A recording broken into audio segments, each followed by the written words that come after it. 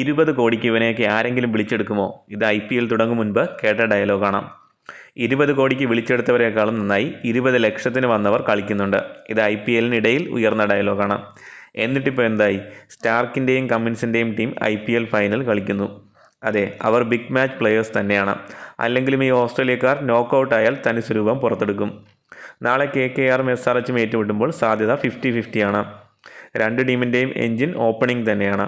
അതിൽ KKRന് Phil Salt മടങ്ങിയത് ഒരു തിരിച്ചടിയാണ്. എങ്കിലും ഗുർബാസും മോശമല്ല. നരേനും ഫിൽ സോൾട്ടും പോലെ തന്നെയാണ് SRHന് അഭിഷേകും ഹെഡും. SRH തങ്ങളുടെ ബോളിംഗ് യൂണിറ്റിൻ്റെ സ്ട്രെങ്ത് രാജസ്ഥാനെതിരെ പുറത്തെടുത്തതാണ്. അവർ ഇപ്പോൾ ടീം സെറ്റാണ്. ഭുവനേശ്വറും കമ്മിൻസും നടരാജനുമെല്ലാം ഫോമിൽ തന്നെ. പാർട്ട്നർ സ്പിന്നറായ അഭിഷേകും വേണ്ടി വന്നാൽ 4 ഓവർ എറിയാൻ റെഡി. സ്പിൻ വിഭാഗത്തിലാണ് SRH അല്പം ബാക്കിലുള്ളത്. എന്നാൽ ഇന്നലെ ലോകോത്തര സ്പിന്നേഴ്സിന് കഴിയാതിരുന്നത് SRHൻ്റെ സ്പിന്നേഴ്സ് നേടിയെടുത്തു. എന്നാൽ നരേനും വരുണുമെല്ലാം ഏത് ബാറ്റേഴ്സിനോടും കിടപിടിക്കുന്നവർ തന്നെയാണ്. ശ്രേയസും റസലും റാണയും അടങ്ങുന്ന KKR മധ്യനിര സ്ട്രോങ് ആണ്. SRHനാകട്ടെ ക്ലാസൻ മികച്ച ഫോമിൽ കളിക്കുന്നു. നിതീഷ് കുമാറും മാക്രോവുമെല്ലാം ഏത് നിമിഷവും കളി തിരിക്കാൻ പോകുന്നവർ തന്നെ. KKRൻ്റെ ശക്തി ദൗർബല്യങ്ങൾ നന്നായി അറിയാവുന്ന താരമാണ് പാറ്റ് കമ്മിൻസ്. അതിനാൽ തന്നെ നാളെ കമ്മിൻസിന് തന്ത്രങ്ങൾ മെനയുക കുറച്ചുകൂടി എളുപ്പമായിരിക്കും. നാളെ സമ്മർദ്ദത്തെ ആരതിജീവിക്കും എന്നതിനെ ആശ്രയിച്ചിരിക്കും ജയപരാജയങ്ങൾ.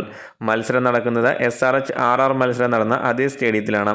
പിച്ചിൻ്റെ സ്വഭാവം അല്പം പ്രവചനാതീതമാണ്. എന്നാലും ഒരു മത്സരം അവിടെ കളിച്ച SRHന് തന്നെയാകും മുൻതൂക്കം ലഭിക്കുക. നിങ്ങളുടെ അഭിപ്രായത്തിൽ നാളെ ആരായിരിക്കും IPL കപ്പെടുക്കുക? കമൻറ്റ് ചെയ്യുക.